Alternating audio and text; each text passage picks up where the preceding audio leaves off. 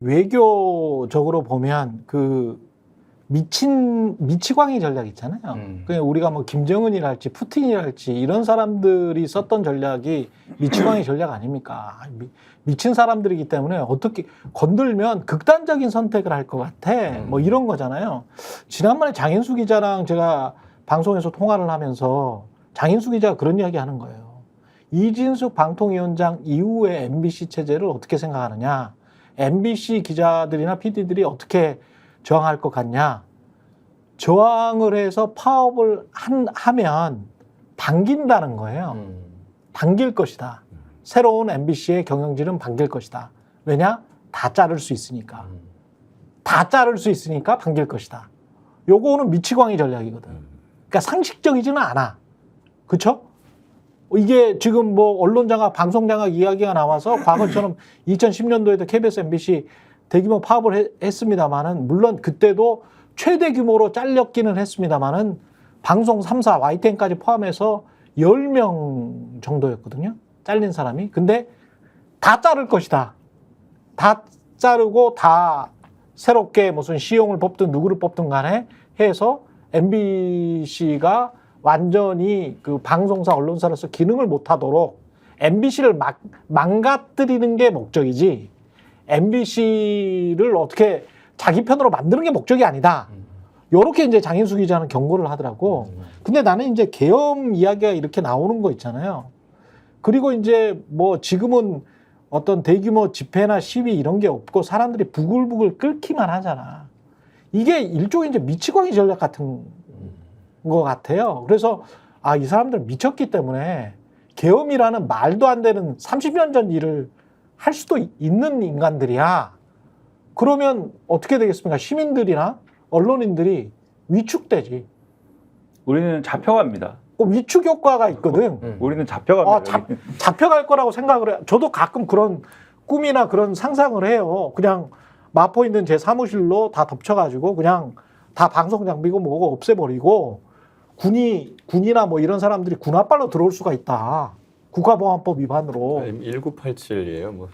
아니 그러니까 아니 뭐 소규모 국지전 상황에서 방송 장악, 인터넷 장악 해가지고 그렇게 할 수도 있는 정권이다라고 생각을 사람들이 하잖아.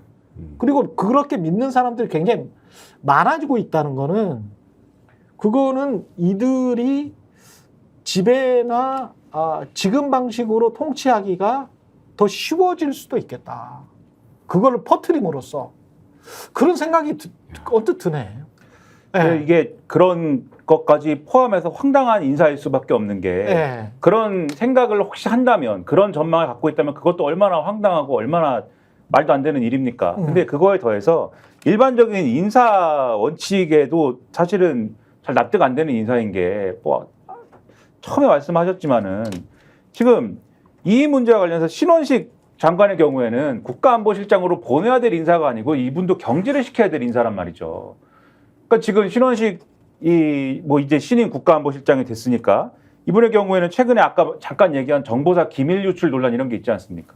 정보사에서 다 이 중국인으로 중국 조선족으로 위장한 듯한 북한의 정찰총국 소속인 듯한 인사에게 이 휴민트 정보를 다 넘겨버렸다 이런 논란이 있는 가운데 정보사의 사령관하고 부사령관이 막 자기들끼리 고소고발하고 난리가 나면서 이게 내부의 어떤 시행했던 작전의 어떤 얼개나 이런 것들이 지금 민간에다 공개되는 거 아니냐 우려가 있는 거잖아요. 예. 근데 그렇게 된 시작이 이 국방부 장관으로서 인사를 잘못해서 시작된 게 아니냐 이 논란이 있는 거지 않습니까?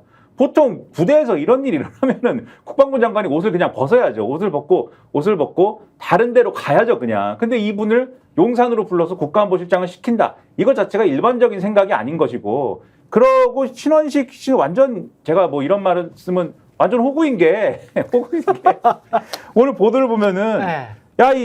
예를 들면은 별 달아주는 진급 인사나 이런 게 아마 있을 건데 신원식 장관 체제에서 지금 인사를 한 번 더 해야 신원식 장관 입장에서는 그 좀 자기 덕을 보는 사람들을 많이 챙길 수가 있는 건데 그렇죠. 그 인사를 못하고 지금 국가안보실장으로 간다는 거예요. 어떤 명분으로? 너는 이제 김관진급이야. 이렇게 검찰에 조슬리면서 너 이 정도로 만족해. 이러면서 가서 사실은 실수가 하나도 없는 채 끌려 올라가는 건데 아무튼 이상한 인사를 이제 하고 있는 것이고 김용현 처장도 계속 말씀드리지만은 시상경 사건과 관련돼서도 이름이 나오는 인물이고 거기다가 예를 들면 지금 계속 논란이 되고 있는 이 용산으로 옮긴 거 있지 않습니까? 예. 청와대에 잘 있던 분들을 용산으로 옮겨버린 거. 예. 여기에 더해가지고 관저와 관련된 문제들. 그 이야기 좀 그렇죠. 이따가 이런 것들도 논란이 계속되는 인물인데 그냥 국방부 장관을 보내버려요. 이런 인사가 어디 있습니까 세상에. 말도 안 되는 관저와 인사죠. 관련해서도 사실은 김용현 처장의 책임이잖아요. 경호처장이니까. 그렇죠. 예. 저희가 얘기할 때 오셔가지고 라이브로 관전하시기 바랍니다. 반드시 주변 사람들 데리고 오시기 바랍니다. 구독, 좋아요, 알림 설정 해주시기 바랍니다. 좀 살려주십시오, 저 좀.